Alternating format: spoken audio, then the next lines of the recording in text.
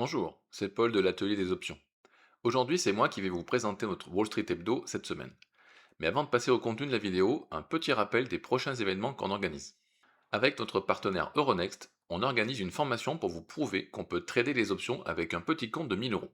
Durant ces 3 heures, on va pouvoir vous donner les bases des options et vous montrer concrètement les stratégies et les actifs à utiliser quand on a un petit compte.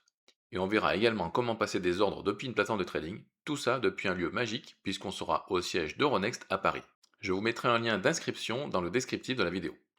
Enfin, si vous souhaitez être prêt à passer vos premiers ordres sur les options dès début septembre, nous organisons une formation de 3 heures sur les fondamentaux la semaine prochaine.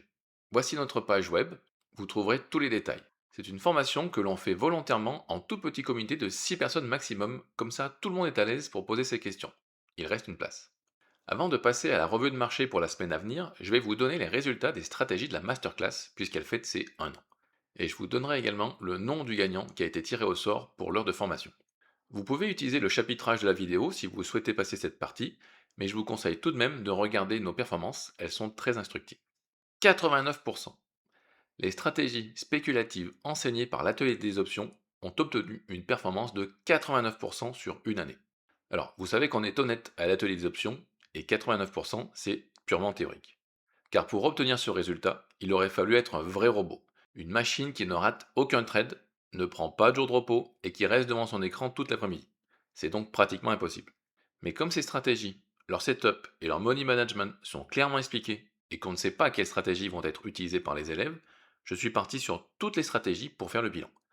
Pas de triche et pas d'optimisation. Voici le bilan de toutes les stratégies spéculatives de l'atelier des options. Vous pouvez voir qu'il y en a pour tous les goûts puisque on retrouve des stratégies de day trading, mais ensuite également des stratégies de swing trading de plus ou moins long terme, avec des stratégies spécifiques comme les earnings et les trades du lundi par exemple. Alors, ce que vous ne pouvez pas voir dans le dénominateur que j'ai mis ici, c'est que les stratégies sont diversifiées et qu'il y en a pour tous les types de marchés, puisqu'on trouve des stratégies short Vega, short gamma, mais également des stratégies qui sont long Vega et long gamma. Alors, vous voyez que toutes les stratégies ne sont pas gagnantes. Effectivement, si on regarde par exemple le day trading, on voit que le day trading dans l'ensemble, il est perdant. Oui, en fait, c'est pas tout à fait vrai, puisque cette stratégie de day trading à l'open, en fait, il y a deux variantes de sortie. Et donc, si un élève aurait pris la variante numéro 2, il aurait doublé les résultats par rapport à la variante numéro 1, et donc il serait rendu le day trading gagnant. Mais pour ne pas suroptimiser les résultats, j'ai mis la moins bonne performance, donc la variante numéro 1. Alors vous voyez que quand on fait le cumul des gains et des pertes, on arrive à un gain total de 25 900 $, soit un rendement de presque 52%. Alors voici maintenant le tableau des résultats des mêmes stratégies, mais avec un setup plus précis. Il faut savoir que quand je donne une stratégie dans la formation, souvent je vous montre qu'elle marche tout le temps, mais je vous montre aussi que si vous attendez un setup précis, mais vous faites beaucoup mieux. Donc le tableau ici, c'est le résultat des stratégies spéculatives de l'atelier des options, mais avec le setup que je vous conseille d'utiliser à la fin de chaque vidéo de formation. Alors je vous laisserai faire des retours en arrière pour comparer les différents tableaux, hein, mais voyez que quand on fait le cumul des gains, cette fois-ci, on arrive à 44 630 $, et donc on obtient un rendement de 89,2%. Voilà, alors le rendement a été calculé à partir d'un portefeuille de 50 000 $. Donc il est possible de trader les stratégies de l'atelier des options avec un plus petit portefeuille, mais cependant, on conseille un minimum de 30 000 $ pour pouvoir diversifier suffisamment les stratégies. Voilà, je voulais pas prendre trop de temps sur la vidéo hebdo, je tenais juste à vous montrer les performances des stratégies spéculatives de notre masterclass. Et encore, il y a des stratégies très rentables que je n'ai pas ajoutées, comme les put call ratio par exemple. Mais soyons bien d'accord, 89% c'est purement théorique. Par contre, il est tout à fait possible pour un trader très actif de prendre une partie de ce rendement et de capturer la moitié de ce pourcentage. Et il est encore plus que probable que si vous suivez bien nos conseils, vous pouvez arriver à capturer un tiers de ce rendement, soit autour de 30% de rendement sur l'année écoulée. La preuve avec ce client qui nous a écrit il y a moins d'une semaine. Il a eu la gentillesse de nous faire un retour sur sa performance que vous pouvez voir à l'écran. Et comme vous pouvez le constater, en seulement 5 mois, il a remboursé plus de 5 fois sa formation. Et il table, si tout continue de bien se passer comme actuellement, sur un rendement annuel de presque 29%. Alors, vous voyez, quand je vous dis que 30% c'est plus que probable, je ne vous raconte pas d'histoire, puisque c'est ce que certains de nos élèves réussissent à faire. Alors, bien entendu, les performances passées de l'année écoulée ne préjugent pas des performances de l'année à venir, Mais c'est exactement ce que je dis depuis bientôt 10 ans dans toutes mes vidéos de formation, et pourtant, cela n'a pas empêché les stratégies spéculatives de la masterclass de faire 89% de rendement depuis le 29 juillet 2025. Alors voilà, maintenant je vais passer au tirage au sort. Donc je le fais quand je prépare cette vidéo. Donc vous voyez, j'ai ajouté tous les noms des personnes qui ont mis un commentaire constructif, comme le demandait Romain dans la vidéo de lundi dernier. Et donc je vais faire tourner la roue.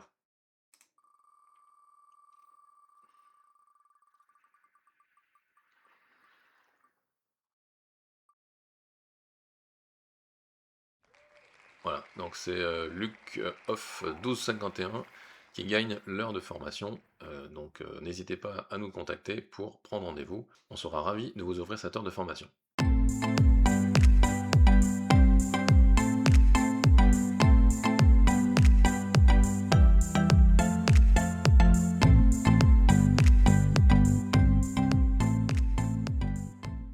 Voilà, donc on va passer maintenant donc, au Wall Street Hebdo. Donc le planning économique de la semaine. Donc j'ai pas trouvé grand-chose à part les minutes de la Fed ce mercredi, en sachant qu'il ne va pas y avoir de surprise par rapport à la réunion de la Fed la dernière fois. Donc peu de chances que le marché bouge suite à cet événement. Et puis par contre, vendredi, à noter que nous avons l'expiration mensuelle des options pour le mois d'août.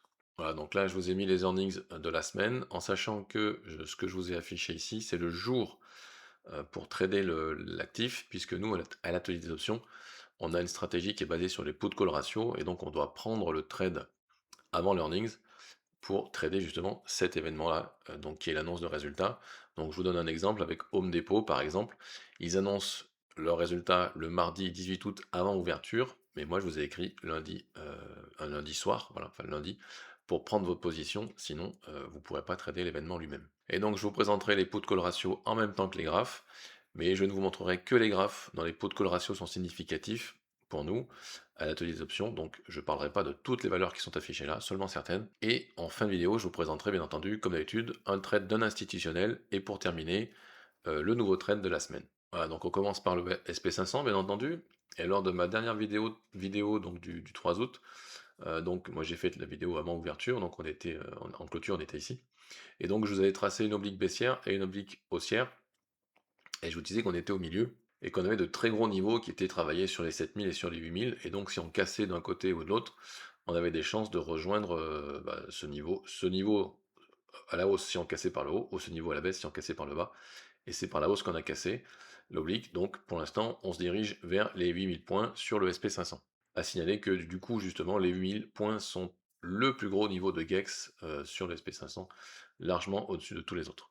Alors ça ne veut pas dire qu'on va y aller d'un seul coup, hein. On peut très bien avoir, là on a une belle poussée haussière, on peut très bien avoir un petit retracement sur une moyenne mobile, 20 ou 50 périodes par exemple, voire sur l'oblique ici, avant de repartir.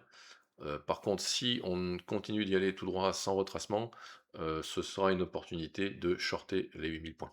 Alors j'en profite pour signaler au passage qu'on avait dans les trades du lundi qu'on vous propose chaque semaine, on avait un bull put spread sur le SPY, qui est grâce à cette poussée haussière qui est sorti gagnant, et on avait aussi un bull put spread sur Cisco qui était également sorti gagnant juste avant les résultats.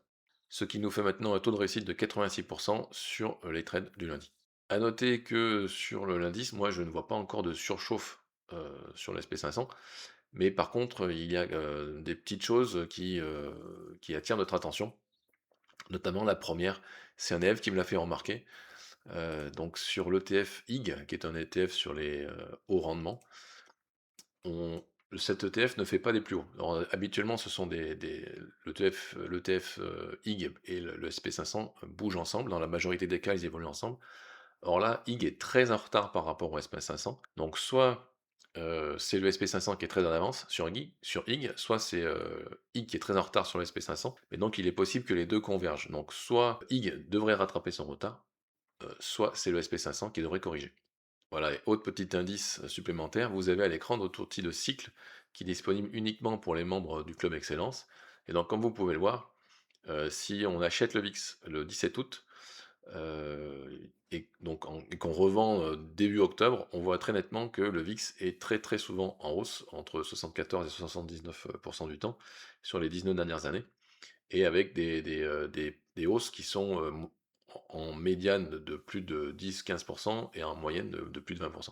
Donc bien entendu, vous savez comment ça marche. Si le VIX monte, le SP500, lui, devrait corriger.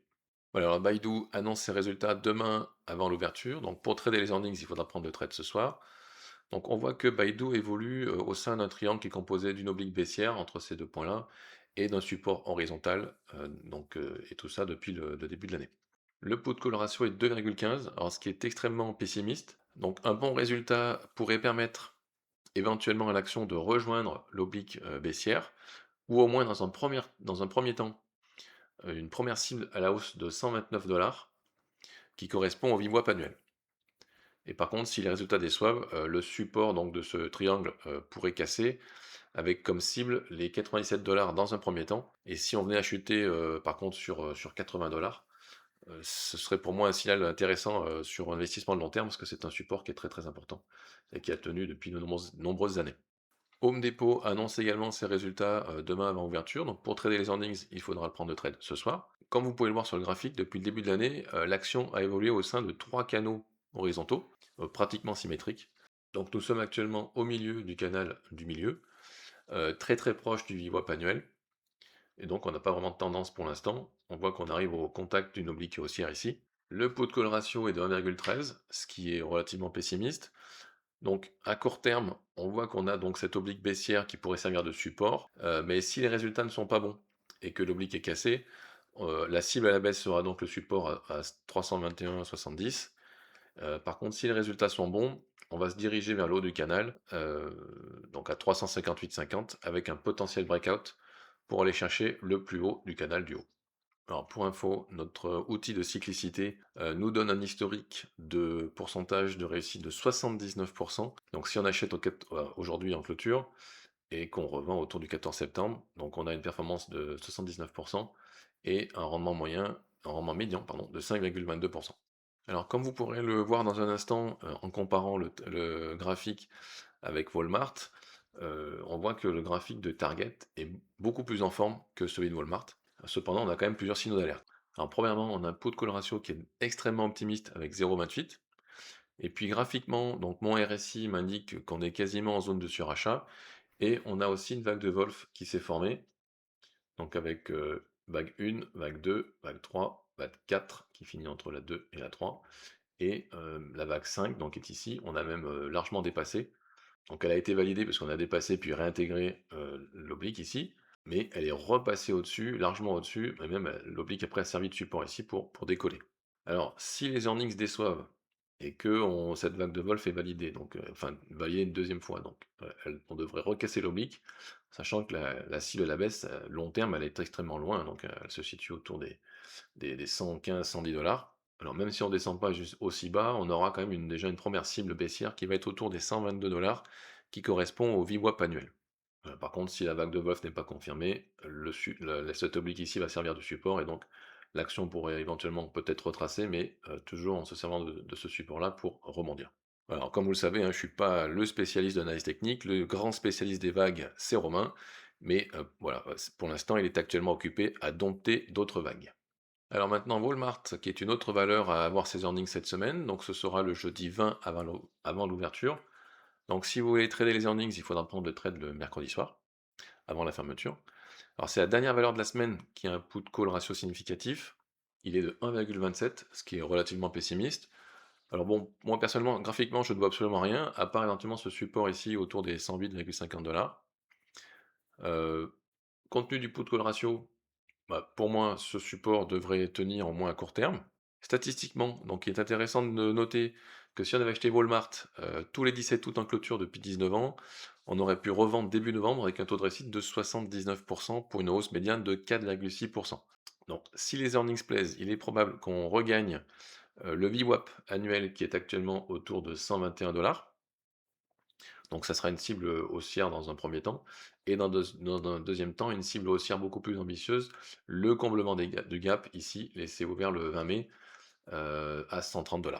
Alors cette semaine, au niveau des trades institutionnels, donc ce que j'ai vu passer en termes de volume très très habituel et très gros volume, c'est un ETF IHI, donc c'est un ETF qui est composé d'actions américaines du secteur sur les dispositifs médicaux, avec des valeurs comme Abbott, ISRG et SYK par exemple. Et donc l'institutionnel, qu'est-ce qu'il a fait? Il a ouvert un bear put spread de strike 52,47. Alors qu'est-ce que ça veut dire? Ça veut dire qu'il a acheté le put de strike 52 et qu'il a vendu le put de strike 57 pour financer une partie de cet achat. Alors en tout, ce trade lui a coûté 65 $, mais il en a ouvert 105 000. Donc la somme globale pour mettre en place ce trade est de plus de 6,8 millions de dollars. Alors je vous montre sur un pricer ce que ça donne. Donc le trade a été ouvert sur l'expiration d'octobre. Donc je vais tous les mettre. Voilà. Et donc il a acheté, d'ailleurs on les voit ici, 105 000, 105 000. Donc il a acheté le put 52 et il a vendu le put 47. Et donc lui il a mis ça en place pour 65. Voilà. Donc vous voyez qu'il a déboursé 65 $. Donc vous voyez ici, vous avez les pertes et profits qui apparaissent en fonction du sous-jacent ici. Et donc si je mets ma souris ici, regardez en haut à gauche ce qui se passe, on voit qu'il y a 65 $. Le cours actuellement il est sur le trait vertical ici.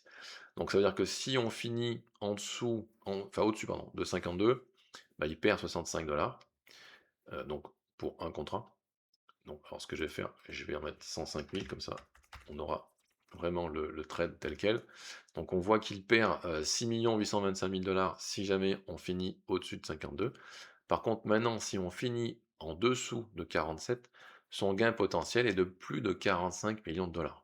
6,8 millions de dollars pour un gain de 45, donc on est sur un ratio de 1 pour 8. Et donc le nouveau trade de la semaine, dont les détails complets seront donnés à nos membres, et celui-ci, donc c'est sur le TF-IWM. Alors en fait, moi je vous montre le TF-IWM, mais on peut le prendre sur, donc c'est l'ETF du Russell 2000, donc les 2000 petites capes américaines. Donc on peut le prendre soit sur le TF-IWM, soit sur l'indice RUT, soit sur le futur RTY, en fonction de son niveau de préférence ou de son niveau de risque. Enfin, c'est à chacun de voir un peu ce qu'il préfère prendre. Chaque actif a son avantage et ses inconvénients. Donc là, ce qu'on va faire, c'est un bear call spread. Donc le bear call spread, en quoi ça consiste? Ça consiste à vendre un call, donc je vais toucher une prime, mais pour me protéger, parce qu'on ne sait jamais si le scénario va se passer comme on veut, je vais acheter un call pour me protéger. Donc le bear call spread, c'est une stratégie qui normalement est baissière, entre guillemets, c'est-à-dire qu'en tout cas, on ne veut pas que l'indice monte trop haut. Donc je vais vous montrer ce que ça donne sur un pricer. Donc il faudra choisir l'expiration, donc ça je le donnerai aux membres, bien entendu. Donc là je vais prendre septembre, voilà, comme pour la démo. On va choisir les strikes. Alors par contre j'ai trop de trucs, voilà. On va faire octobre. Ouais, donc ce qu'on peut faire, on peut regarder par rapport au graphique, par exemple. Donc là j'ai tracé une vague de Wolf aussi. Mais donc on peut prendre soit on prend un support, une résistance, soit on regarde par rapport, je sais pas, à des niveaux de graphique. Si on prend, je sais pas, par exemple par rapport à la vague de Wolf, on peut très bien imaginer que on se serve de l'oblique ici comme d'une résistance. 310 non, mais je sais pas, 315, vraiment là c'est pour la démonstration de toute façon. Donc mettons un 315 vendu, et ensuite c'est là où le bear call spread, il faut placer son strike d'achat en fonction de son risque. Donc vous voyez que si je vais prendre un écart de 5 points, mon risque il va être basé sur la différence entre les deux strikes. Donc 320 et 315, ça fait 5 points. Donc je pourrais jamais perdre plus que 5 $, ça c'est le maximum que je pourrais perdre, en sachant que j'ai touché une prime, et donc cette prime vient déduire la perte. Donc si maintenant j'analyse, voilà, ça donne ceci. Donc vous voyez que je vais toucher une prime, donc là on est sur, alors on va peut-être enlever le nombre de contrats de tout à l'heure, voilà, donc là on va revenir sur un contrat de 1 pour bien expliquer. Donc je peux toucher une prime de 1,07, donc 107 $. Donc vous voyez que c'est mon gain maximum qui était inscrit ici, à condition voilà, qu'on finisse en dessous de mon strike que j'avais vendu, et qui est le strike de 315. Par contre, si mon scénario n'est pas bon et qu'on continue de monter et qu'on dépasse les 320 $, et ben j'atteindrai ma perte maximale. Vous voyez, elle est capée, je pourrais jamais perdre plus, même si on monte à 400 $, je pourrais jamais perdre plus. Et donc cette perte, elle sera maximum de 393 $. Voilà, donc c'est le trade de cette semaine, un bear call spread. On pense que ça ne montera pas éternellement, que ça devrait s'arrêter, en tout cas stagner un petit peu, et donc ce qui sera bénéfique pour le bear call spread. Alors merci d'être arrivé jusqu'ici, merci de liker et de commenter la vidéo, et surtout j'ai envie de connaître vos avis sur la performance de 89% des stratégies spéculatives de l'atelier des options. Et n'hésitez pas également à me donner vos pronostics sur les différentes valeurs que j'ai abordées aujourd'hui. Merci beaucoup, à bientôt.